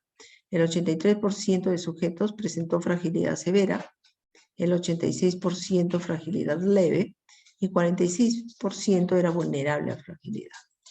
Los adultos mayores no frágiles, según el Edmonton, no tuvieron fuerza de presión disminuida. La disminución de la fuerza de presión fue asociada con fragilidad significativamente. ¿Por qué traigo a colación este estudio? Porque es importante reconocer que este es uno de los elementos baratos, costo efectivos, de poder detectar a adultos mayores con una potencial riesgo de sarcopenia.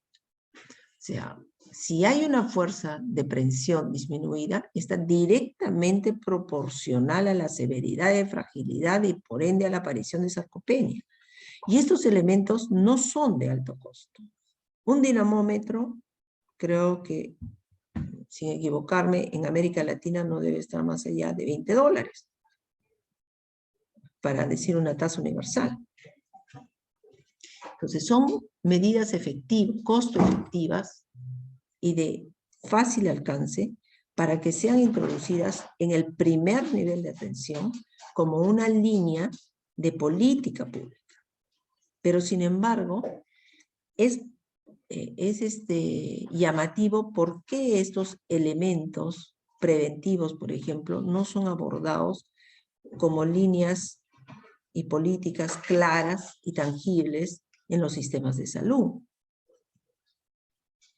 ¿no? Siempre hablando en el contexto de la gestión sanitaria de las personas mayores, ¿no? Igual, la sarcopenia en el Perú, por ejemplo, ¿qué otros factores se relacionaron a la sarcopenia? Se hizo un screening positivo para sarcopenia y se vio que se relacionaban a factores como edad, o sea, mayor edad, mayor sarcopenia, posible malnutrición, mayor número de comorbilidades. Generalmente en el Perú, las personas mayores tienen de 2 a más comorbilidades: insuficiencia cardíaca, pérdida funcional, deterioro cognitivo, historia de caídas, disminución de circunferencia de pantorrilla, fuerza de presión manual y velocidad de marcha. Entonces acá introducimos otro elemento, la velocidad de marcha. Importante también y de fácil alcance y medición en personas mayores, sobre todo en el primer nivel de atención. Hay una escala, ¿no?, que es la SARC-F, donde a través de esta escala en el primer nivel de atención se detectó personas con riesgo de sarcopenia en un 31%, como se encontró en este estudio peruano. ¿Y qué escala utilizó? Esta escala simple, ¿no?, como la ven acá. Por eso es que la he traído.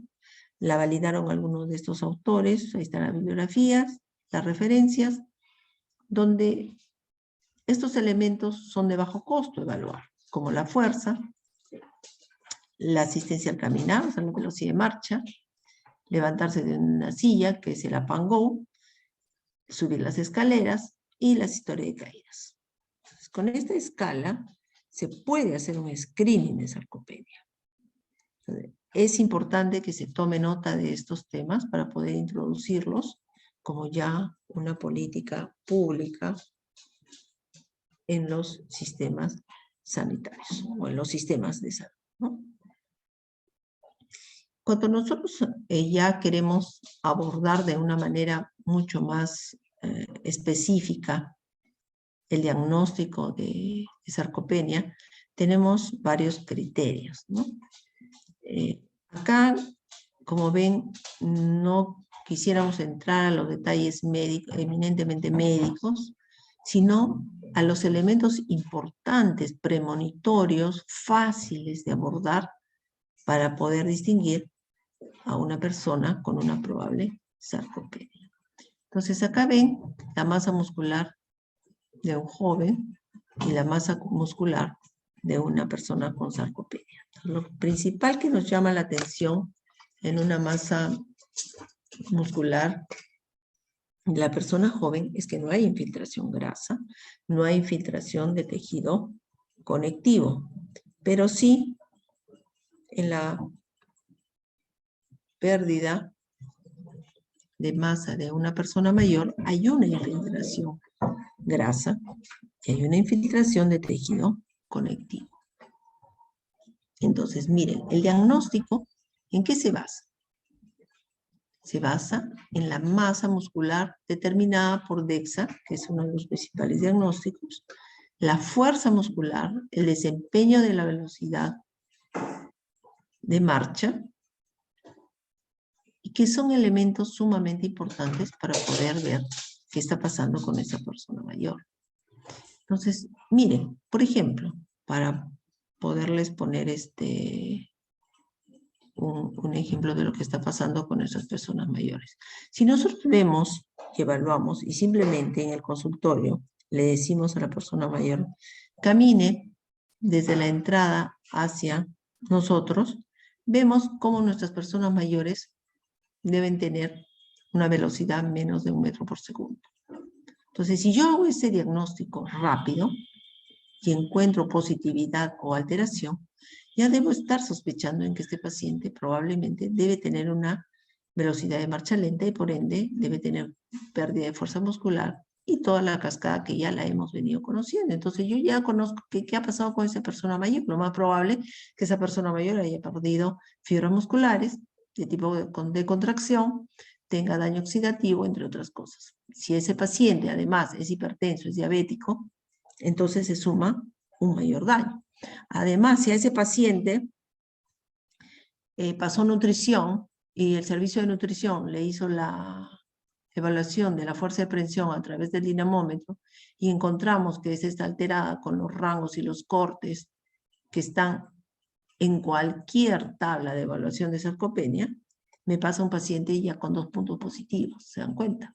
No necesariamente tengo que tener el DEXA, porque no todos los países lo tienen al alcance, menos los latinoamericanos, menos en un consultorio y menos en un servicio de salud, porque los servicios de salud para personas mayores de manera diferenciada no se encuentran en todos los países latinoamericanos. En el Perú no se encuentran. Están inmersos en el sistema de salud en conjunto. Doctora Pero- Rosana, tiene 2 minutos. Gracias. Ok. Es importante resaltar fragilidad y sarcopenia, ¿sí? Ya acá hablábamos de las consecuencias, que son alteración de morbilidad, discapacidad, institucionalización, mortalidad, coste elevado de la atención sanitaria. Aquí un poco para hablar 2 cosas. Primero, que hay una consecuencia de incremento en la incidencia de discapacidad y en la incidencia de mortalidad, obviamente a causa de la sarcopenia. Pero creo que aquí sí me voy a detener y pido a la mesa un poco más de minutos, porque creo que es importante, una vez que hemos entendido el por qué, el cómo, y ahora por qué es que nosotros tenemos que hablar de autocuidado. Entonces, debemos hablar de autocuidado porque no solo debemos tener un envejecimiento exitoso, sino es uno de los principales retos del milenio para las personas mayores, que éstas se mantengan sanas y éstas envejezcan de forma exitosa. ¿Pero qué significa tener ese autocuidado? Significa que podamos tener nosotros capacidad de movernos, cuidar de nuestra existencia personal, de nuestra salud, de nuestra apariencia personal, hacer ejercicio, intentar comer saludablemente, tener independencia activa, relaciones con personas, relaciones con Dios, recursos de consuelo, salud, contribución beneficiosa, afrontamiento positivo y libertad.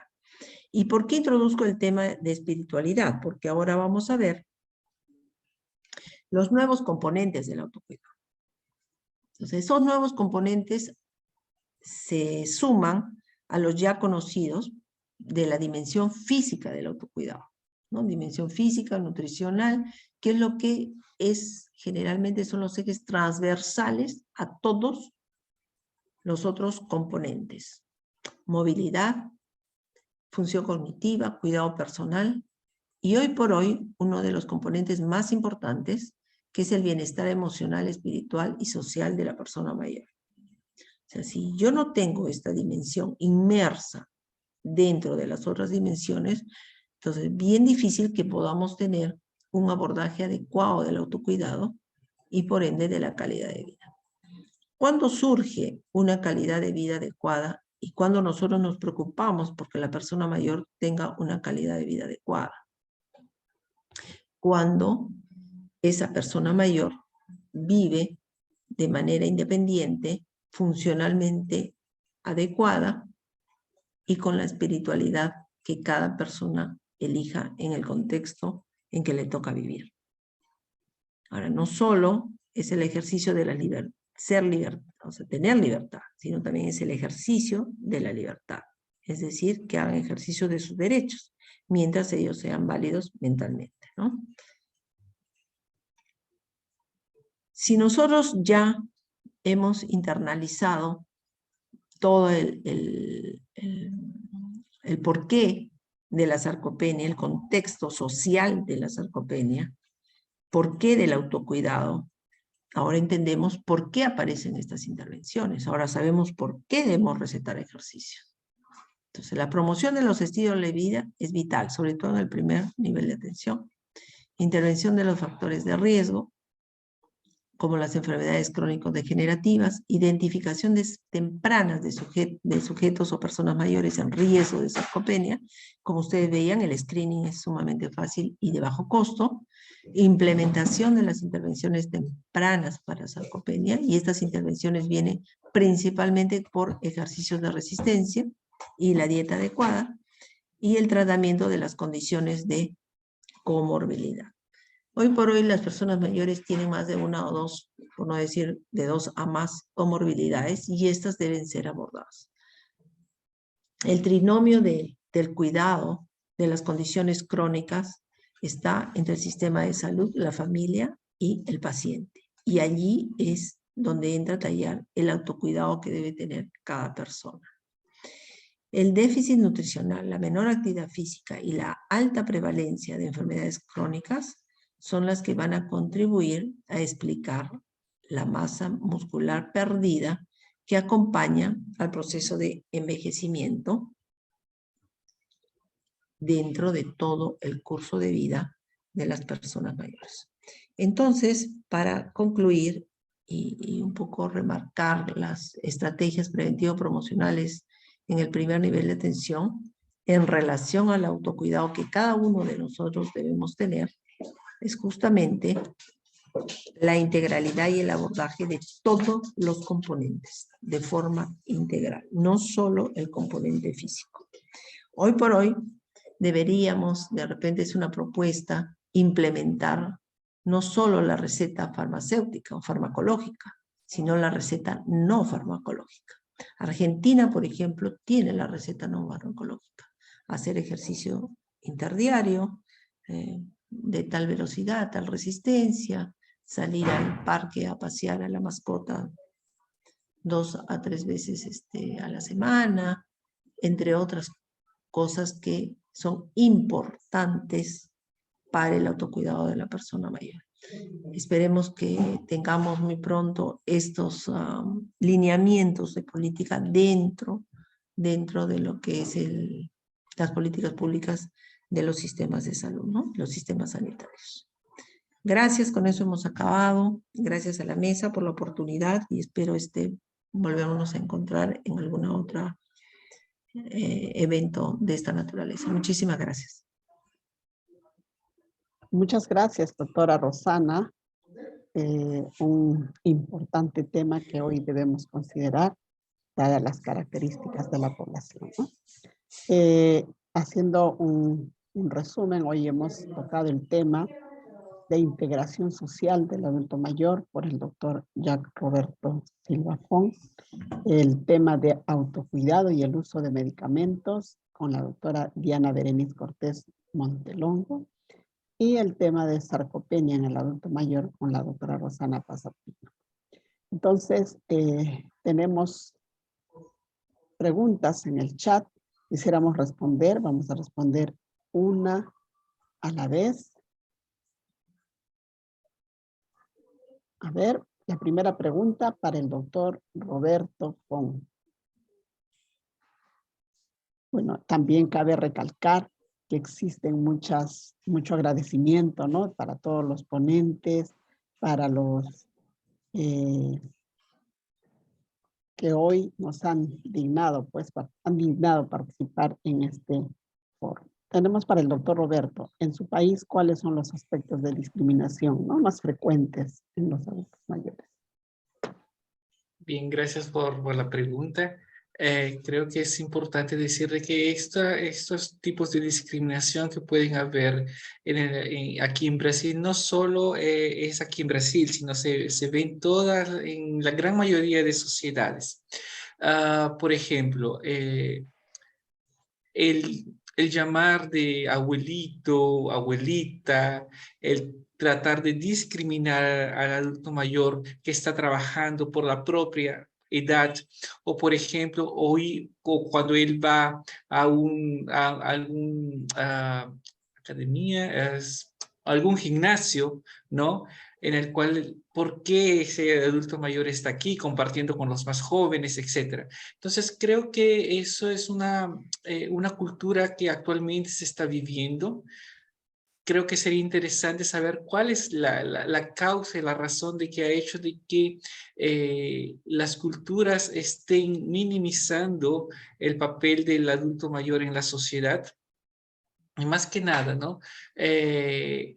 Tratando de entender por qué los más jóvenes están minimizando el papel actuar de ese adulto mayor dentro de la sociedad, ¿no? Sabemos de que las culturas orientales, diferentes de las occidentales, cuidan más a su adulto mayor, lo protegen, lo cuidan, le tienen un mayor respeto, ¿no? Aunque existen ya investigaciones sobre esa temática en el cual se dice de que ya no existe tanto ese respeto y cuidado hacia ese adulto mayor, pero aún se mantiene, aún se tiene ese respeto, ese cuidado. Pero ¿qué sucede en las culturas occidentales? ¿Por qué ese adulto mayor es discriminado? ¿Será que ese adulto mayor no tiene nada que aportar a la sociedad, a la familia? Cuando sabemos que gran parte de las familias dependen de los adultos mayores que actualmente están trabajando o que dependen de la pensión de ese adulto mayor. Porque actualmente la sociedad, como dije, ha cambiado muchísimo. La formación, la conformación familiar ha variado tanto de que sí, en 30, 40 años atrás teníamos un adulto mayor en casa. Actualmente ese adulto mayor tiene que salir a la calle para sustentar a su familia porque su sueldo como pensionista no le alcanza, porque tiene gastos como hablaron las ponentes anteriores, ¿no? Adulto mayor sufre de muchas enfermedades crónicas, sufre de polifarmacia y muchas veces los propios servicios de salud no cubren los medicamentos que ese adulto mayor tiene que tomar, ¿verdad? Aparecen diferentes síndromes geriátricos, y aquí ya lo dijo la doctora Roxana, uno de ellos la sarcopenia, también habló sobre la fragilidad. Entonces, es importante que ese adulto mayor se mantenga activo, ¿no? Pero para eso él necesita trabajar, salir, y necesita de que la sociedad lo integre, ¿no? Que la sociedad le dé el respeto que él necesita para poder dar continuidad con su vida. Muchas gracias. Muchas gracias, doctor Roberto. Vamos a dar palmas, reacciones, por favor, y esperamos contar con su presencia otra vez más en otro evento académico. Muy bien, tenemos una siguiente pregunta. ¿En qué consiste la higiene de sueño? La doctora Diana tiene su tiempo para la respuesta. Ok, la higiene del sueño dentro del autocuidado son todas aquellas conductas o actitudes que vamos a tener o que vamos a recomendar para que concilie el sueño adecuadamente. Generalmente las personas requieren de una medicación extra para poderlo conciliar. Entonces, primero empezar a probar este tipo de acciones como recomendar evitar el consumo de cafeína, recomendar evitar el consumo de refrescos, realizar actividad física, tener un horario específico para poder dormir, tener un horario para siesta que no exceda más de los 30 minutos. También es considerar que hay el entorno en que la persona se encuentra. Entonces, esas son acciones, a ver, permítanme porque me desenchufé de la luz, me voy a quitar sin luz. Son todas aquellas acciones que le debemos nosotros de recomendar para que pueda conciliar el sueño antes, ya cuando se haga crónico, antes de que empecemos a utilizar una medicación. Entonces, si podemos nosotros empezar a recomendar todo esto, pues vamos a evitar un medicamento más que puede ser innecesario. Entonces, a eso se refiere la higiene del sueño. Muchas gracias. Definitivamente el uso de medicamentos pues nos va a generar trastornos del sueño, ¿no? Muchas gracias. Y ahora la pregunta para la doctora Rosana Pasa, quien nos tocó 2 síndromes geriátricos, ¿no? La fragilidad y la sarcopenia. Entonces, la pregunta dice, doctora Rosana, actualmente en el Perú, ¿se está realizando la identificación del riesgo de sarcopenia en el primer nivel? Bueno, como les mencionaba, sí tengo audio, ¿no? ¿Sí? Sí, sí. Ah, ya, ok. Como les mencionaba, en el Perú, en los diversos sistemas sanitarios, no existe una política clara, eso quiere decir formal, documentada, como un programa establecido, no lo existe. Si bien es cierto, existen áreas, lugares, servicios, unidades funcionales donde se intenta valorar la velocidad de marcha y por ende la fuerza de prehensión, que son indicativos de un screening de sarcopenia. Pero si nosotros decimos vamos a encontrarlo como una normativa, no existe a nivel peruano. Muchas gracias por su respuesta. En el Perú estamos avanzando, ¿no? Con las políticas públicas a favor de nuestra población adulta mayor. Estamos seguros que lo mismo está avanzando a nivel de todos los países. Entonces vamos a seguir impulsando, ¿no? Este tipo de actividades justamente para generar incidencia a favor de nuestras personas adultas mayores. Muchas gracias una vez más, doctor Roberto, doctora Diana y doctora Rosana Apasa.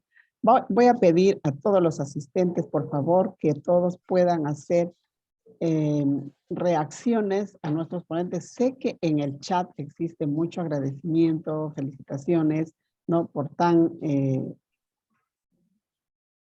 las presentaciones realizadas esta tarde. A ver, vamos con las reacciones.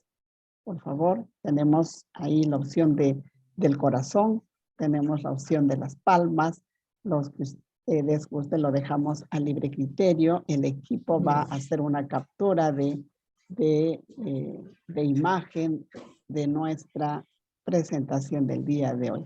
Muchas gracias por sus respuestas. En esta noche, antes de que nos retiremos, tenemos con nosotros, bueno, como universidad estamos impulsando la campaña de salud integral a favor de las personas adultas mayores en la ciudad de Cañete, exactamente el día 16 de octubre, articulado entre la Universidad Norbert Wiener, el Centro de Salud de San Vicente de Cañete y Municipalidad de Cañete. Esperamos atender a más de 300 adultos mayores. Para ello vamos a dar pase unos minutos a la doctora Pilar Abarca Prada, médico geriatra de la microred de San Vicente de Cañete. Ella nos va a explicar en qué consiste esta campaña a favor de nuestras personas mayores. Adelante, doctora Pilar. Buenas noches con todos. En primer lugar, felicitar a la unidad de posgrado de la Universidad Norbert Wiener y a cada uno de los colegas por sus brillantes exposiciones. Felicitaciones. Y bueno, hemos hecho una revisión de temas tan importantes, ¿no? Como el autocuidado, la calidad de vida, la sarcopenia, la polifarmacia, que son temas claves, ¿no? En el cuidado del adulto mayor. Sobre todo con el objetivo de promover, teniendo en cuenta estos conceptos, un envejecimiento saludable, activo y feliz, ¿no? Que es una de las metas, digamos, dentro de la geriatría.